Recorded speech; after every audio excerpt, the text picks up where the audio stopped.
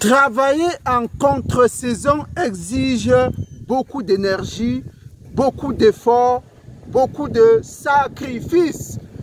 Et justement, nous sommes ici dans une parcelle où nous faisons le maïs de contre-saison depuis pratiquement 45 jours. Et nous allons vous livrer les 5 paramètres, les 5 astuces, les 5 éléments qu'il faut prendre absolument en compte si vous voulez réussir la culture du maïs en contre-saison. Les 5 éléments, c'est tout de suite après le jingle.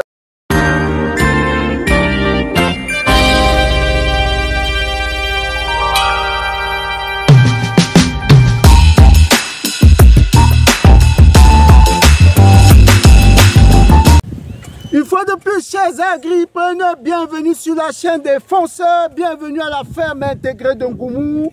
Aujourd'hui, nous parlons maïs et maïs de contre-saison. Pourquoi contre-saison? Parce que nous sommes dans la région du centre Cameroun. Ce n'est pas le même climat que dans la zone du littoral. Ce n'est pas le même climat que la zone de l'ouest à Bafoussam. Hein? Ce n'est pas le même climat. Chaque zone agroécologique a ses spécificités. Et dans la zone du centre, à partir du mois de juillet, on rentre dans ce qu'on appelle petite saison sèche. Il ne pleut pas, il n'y a pas de soleil, et le temps est un peu morose. Et donc, si vous voulez mettre des cultures au mois de juillet, il s'agit effectivement d'une contre-saison parce que vous devez absolument prendre en compte le facteur eau, le facteur irrigation, le facteur arrosage. C'est pourquoi il est important de se préparer minutieusement pour rentrer dans la contre-saison. Et ici donc, nous commençons à dérouler les 5 éléments qui vont vous permettre justement de réaliser cette culture avec le moins de stress possible. On y va tout de suite. Le premier élément, c'est quoi? C'est l'eau. Ça, c'est une évidence. Vous ne pouvez pas faire de contre-saison sans eau. Nous avons dû donc améliorer notre système d'adduction d'eau, notre système d'irrigation. Vous voyez ici de la tuyauterie. C'est une tuyauterie qui ramène de l'eau depuis le bac. Le bac lui-même reçoit de l'eau depuis un point de captage. On a déjà présenté notre système d'irrigation dans une vidéo précédente. Et nous avons d'ailleurs, justement, pour une partie de ce système d'irrigation, nous avons installé le laser spray. Le laser spray qui est un système d'irrigation assez innovant qui permet justement après, à partir d'une alimentation principale comme ça et d'un tuyau perforé à des centimètres près d'envoyer l'eau sur les cultures environnantes sans trop de stress. Mais là, nous n'avons pas installé sur l'hectare parce qu'on travaille là sur un hectare de maïs. L'installer sur un hectare exige un investissement d'au moins 1 million de francs CFA. C'est une moyenne. Le kit d'installation sur un hectare peut vous valoir minimum d'1 million. En fonction de votre situation, de la topographie de votre terrain, du lieu de captage, etc. Il y a beaucoup de paramètres qui entrent en jeu. Il faut les évaluer avant de faire un coût réel. Le coût estimatif, une moyenne, on se situerait autour d'1 million. Nous l'avons juste essayé sur la première bande là, parce qu'on a divisé le champ en plusieurs bandes. On l'a essayé sur la première bande, ça marche très bien pour peu que vous ayez suffisamment d'eau. Donc voilà le premier élément de base. Il faut avoir suffisamment d'eau et de l'eau mobilisable en quantité pour pouvoir irriguer, pour pouvoir arroser votre champ. Et là, nous fonctionnons en moitié, en partie, j'allais dire en partie en mode laser spray. Et l'autre partie que vous pouvez voir plus bas, n'est-ce pas, c'est en mode purement manuel. On a tout un système de tuyauterie et de conteneurs, de fûts qui sont positionnés partout dans le terrain. Et on y puise de l'eau pour pouvoir arroser tout simplement. C'est assez pénible, mais il faut passer par là pour avoir le résultat. Voilà le premier élément, la première astuce, le premier paramètre, l'eau. On passe au deuxième élément. Le deuxième élément, c'est quoi? C'est que lorsque vous avez préparé votre terrain, vous avez préparé votre système d'adduction en eau et que vous voulez passer à la phase sémie, il faut penser à tremper vos graines au moins 24 heures à l'avance. Pourquoi? Parce que en saison sèche, pratiquement il ne pleut pas, bien évidemment. Ça veut dire que votre graine mettra beaucoup de temps dans le sol avant de germer. Alors, pour donc précipiter, pour donc anticiper la levée de la graine, il faut la tremper. Il faut tremper minimum 24 heures. J'allais même dire 48 heures. Il faudrait que les graines commencent pratiquement à pré-germer pour que vous puissiez les mettre en sol. Là, maximum en 48 heures, vos graines vont lever et vont germer pratiquement. Et puis, ces graines seront donc à l'abri des rongeurs parce qu'on a eu trop de problèmes ici. Il y a plusieurs vides. Quand vous regardez, vous voyez qu'entre ce plan, par exemple, et celui-là, il y a pratiquement 1 mètre. Disons, il y a 2 mètres pratiquement. Entre ce plan et celui-là, il y a pratiquement 2 mètres parce que les vides là, ça explique comment on l'explique? Parce que les rongeurs ou bien les criquets sont venus déterrer les graines. Hein. Alors que si vous les faites germer précocement, de manière anticipée, ils n'auront pas le temps justement de venir perforer, de venir les déterrer. Hein. Si vous arrivez donc à les faire germer de manière prématurée, les rongeurs n'auront pas le temps de déterrer les graines. Voilà une des raisons pour lesquelles il faut tremper vos graines à l'avance, 24 à 48 heures à l'avance, pour anticiper, pour hâter, pour précipiter leur germination. Ça, c'est le deuxième secret pour pouvoir faciliter donc votre rentrée dans le maïs de contre-saison. On va entrer maintenant dans le troisième paramètre. Je vous rappelle que les 2 derniers paramètres sont hyper importants, ne les ratez pas.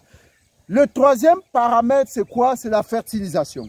Bien entendu, si vous avez un tout petit espace, un quart d'hectare tout au plus, vous pouvez utiliser notre potion magique 3 en 1 à base de titonia, des urines de lapin ou de vache, des déjections animales, tout ce mélange-là qui doit faire 7 jours. On a fait une vidéo pour montrer comment fabriquer cet engrais liquide-là. Vous pouvez l'utiliser très efficacement, il remplace valablement le NPK, à condition de pouvoir le mettre au pied de la plante. Si vous arrivez à le mettre au pied, à verser un peu au pied de la plante, tous les 10 jours, pratiquement, vous aurez une très bonne levée et votre plante va véritablement évoluer sans problème. Mais pour des larges espaces, vous êtes peut-être sans doute obligé de passer par le NPK ou bien par l'urée. Là, il faut le mettre, ces granulés-là, au moment ou bien à la veille des arrosages. Voilà, il faut les mettre à la veille des arrosages pour permettre aux granulés de fondre, n'est-ce pas, de profiter véritablement à la plante. Donc ça, c'était le volet, le troisième secret, la fertilisation. Soit vous utilisez notre engrais 3 en 1, qui est facile à composer, qui est rapide, qui est efficace, mais qu'il faut avoir en quantité pour pouvoir fertiliser des espaces raisonnables. Soit vous utilisez tout simplement un NPK, mais prenez la peine de les appliquer, de les épandre pratiquement à la veille des arrosages. Voilà. Ok, on continue avec le quatrième secret. Le quatrième secret, c'est quoi? Lutter férocement contre la chenille légionnaire. Vous savez que lorsqu'il ne pleut pas, les insectes sont très nuisibles. Notamment pour le maïs, il s'agit de la chenille légionnaire. Alors, vous allez voir les impacts de cette chenille. Approchez la caméra. Et vous allez venir, on vient de faire un traitement là. Regardez, voilà les signes. Regardez cette plaque blanchâtre là. C'est ça les signes que votre maïs est attaqué. Quand vous avez déjà des signes de plaques feutrées comme ça, transparentes, translucides sur les feuilles, vous voyez ces plaques translucides là. C'est le signe que vous avez des attaques de chenilles légionnaires. Et il faut tout de suite anticiper par un traitement insecticide. Vous voyez, regardez cette poudre là. C'est ce signe. Et regardez bien, on a eu à faire un traitement hier. Regardez cette chenille là. elle est déjà morte, elle est tuée. Parce que le traitement est intervenu hier. Voilà, aujourd'hui, vous voyez que le maïs est pratiquement protégé. Et ces plaques-là, on les voit un peu partout. On aurait dû intervenir un peu plus tôt. Vous voyez ces plaques feutrées là. Voilà, voilà les signes de la chenille légionnaire. Donc, cette chenille peut vous détruire un champ en l'espace d'une semaine, ravager complètement le champ. Donc, voilà le quatrième secret. Être très, très méticuleux, vérifier le feuillage. Dès que vous voyez des signes de ce genre, des petites poudres sur vos feuillages ou bien des plaques feutrées, des plaques transparentes, des plaques translucides, sachez pertinemment qu'il s'agit de la chenille légionnaire et il faut agir très très rapidement par une application d'insecticide à base d'hémamectine. C'est très efficace, c'est rapide, c'est instantané. Ça vous libère justement de cette chenille extrêmement vicieuse. Le cinquième et dernier secret, c'est pour les professionnels, c'est pour ceux qui vendent avant de produire, parce qu'effectivement, quand vous faites 1 hectare de maïs en contre-saison, ce n'est pas pour le maïs graine, ce n'est pas pour sécher, c'est pour vendre frais. Parce que la vente au frais est non seulement rapide, ça vous libère de toute la machine, de tout le process de séchage. Non seulement ça vous libère de cela, mais ça vous procure plus de plus-value. C'est plus rentable en vendant le maïs frais. Alors, vous ne pouvez pas donc vendre le maïs frais sur 1 hectare pratiquement 35 à 40 000 épis en un seul trait. C'est impossible. C'est pourquoi le cinquième secret est réservé aux personnes qui réalisent, qui fonctionnent de manière stratégique, qui vendent avant de produire. Le cinquième secret, c'est quoi? C'est qu'il faut semer votre maïs en bande. Ne semez pas tout ça au même moment. Semez en plusieurs séries. Ici, nous avons fait pratiquement 5 séries. 5 séries, une semaine après l'autre. Vous voyez ici, nous avons une série qui date de pratiquement 40 jours. 40 jours pratiquement qu'on a mis cette bande. Mais à côté, vous allez voir une grosse différence. C'est la bande qui suit après, qui doit être pratiquement plutôt de 30 jours. Un peu moins d'ailleurs. Et plus bas, plus on descend, plus effectivement on rentre dans des bandes de 25, de 20, de 15, de 10 jours. Vous voyez, et on a mis ça progressivement pour pouvoir rentrer sur le marché également progressivement. Voilà la cinquième, je crois, c'est la cinquième clé là que nous venons de vous livrer. Mais il y a une clé bonus. Il y a une clé bonus pour ceux qui sont effectivement restés jusqu'à la fin. Il y a une clé bonus sans laquelle également votre maïs ne peut pas être performant. C'est quoi? C'est la propreté. La propreté, vous voyez justement un de nos collaborateurs en train de faire le binage. On appelle ça binage. En réalité, c'est le sarclo-butage. En même temps qu'on enlève la mauvaise herbe qui envahit le maïs, en même temps, justement, on met de la terre pour pouvoir justement solidifier le maïs et permettre une bonne croissance. Donc, on est là en plein sarclo-butage.